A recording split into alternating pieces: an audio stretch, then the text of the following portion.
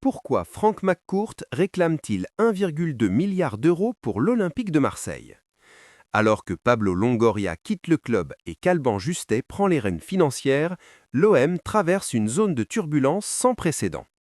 Dans cette vidéo, nous analysons en profondeur les révélations de Foot Mercato et La Provence.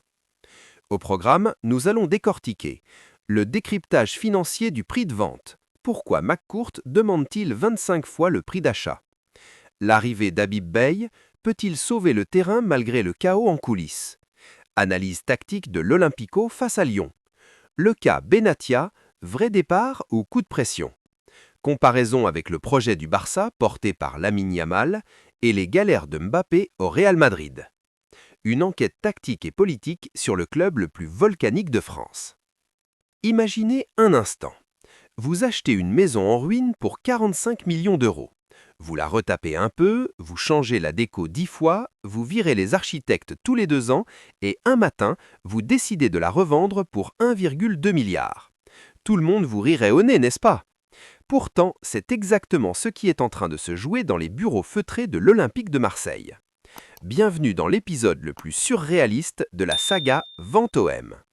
Aujourd'hui, l'actualité nous a giflé. Frank McCourt a fixé son prix. Un chiffre qui donne le tournis, qui défie toute logique économique et qui intervient au moment même où le club perd son président iconique, Pablo Longoria. Entre l'arrivée d'Alban Justet, le profil financier pur, et les débuts d'Habib Beye sur le banc dans un vélodrome sous haute tension, l'OM n'est plus un club de foot, c'est un laboratoire de crise permanente. Alors, McCourt est-il devenu fou ou est-ce le coup de bluff du siècle? On va tout décortiquer ici. Pour comprendre le séisme du prix de vente, il faut d'abord regarder les ruines du pouvoir actuel. Pablo Longoria s'en va après 5 ans.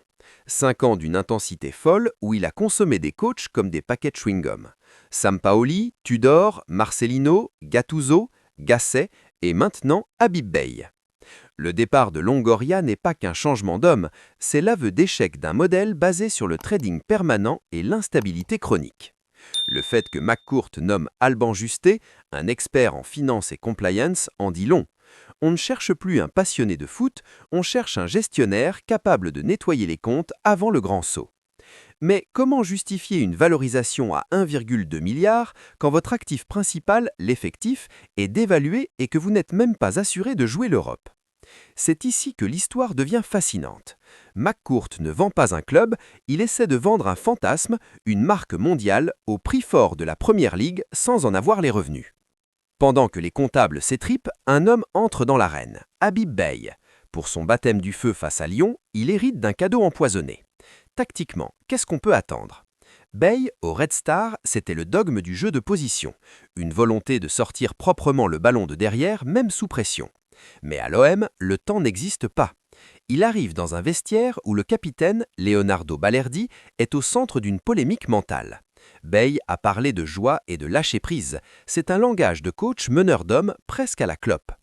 Il va devoir stabiliser ce bloc bas qui prend l'eau dès que l'adversaire accélère dans les demi-espaces. Face à un Lyon en pleine résurrection, le danger viendra des transitions rapides.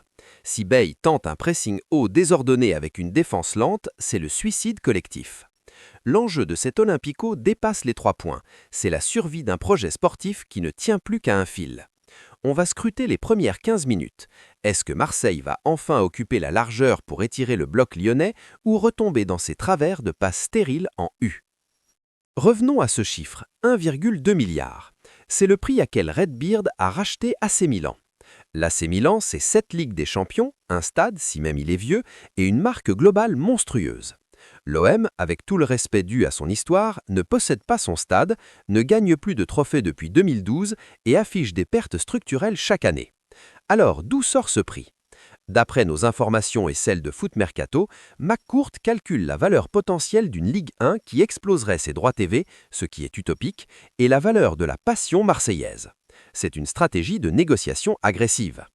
En demandant 1,2 milliard, il ferme la porte aux investisseurs moyens pour n'attendre qu'un seul type d'acheteur, un État ou un fonds souverain capable de surpayer pour du soft power. Mais en attendant, cette annonce bloque tout. Aucun partenaire ne veut entrer au capital s'il n'a pas son mot à dire sur le commandement opérationnel. McCourt veut l'argent du beurre, le beurre et la crémière. C'est un bras de fer qui pourrait durer des années pendant que le club s'appauvrit sportivement. Regardez ce qui se passe ailleurs pour comprendre pourquoi l'OM stagne. À Barcelone, un gamin de 18 ans, Lamine Yamal, vient de claquer un triplé historique. Le Barça était en ruine financière il y a 2 ans, mais ils ont eu une vision, la Masia et une identité de jeu.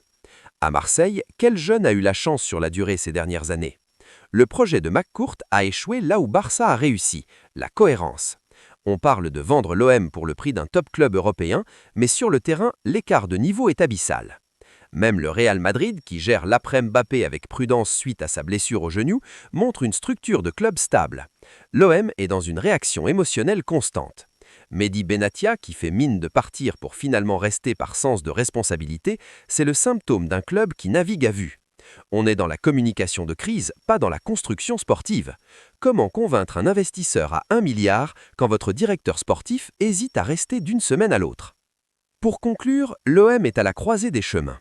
Soit le choc Habib Beye fonctionne et le club accroche un podium miracle qui justifierait un peu l'optimisme de McCourt, soit le club s'enfonce dans le ventre mou de la Ligue 1, et ce prix de 1,2 milliard deviendra la pierre tombale d'un propriétaire qui a perdu le contact avec la réalité. Le football mondial se durcit. On le voit avec les tensions géopolitiques autour de la finalissima ou la puissance financière des clubs anglais. Dans ce monde-là, l'OM ne peut plus se permettre l'amateurisme institutionnel. McCourt veut vendre, c'est désormais une certitude, mais il veut sortir par la très grande porte, celle qui brille. Le problème, c'est que derrière la porte, il y a un club qui a besoin de stabilité, de tactique et surtout de vérité. Dites-moi en commentaire qui pourrait aujourd'hui poser 1,2 milliard pour l'OM. Est-ce le début de la fin ou le début d'un nouveau rêve saoudien? On se retrouve très vite pour le débrief de l'Olympico. N'oubliez pas de vous abonner, de liker, c'était votre analyse Deep Dive sur la Foot Chrono. À bientôt.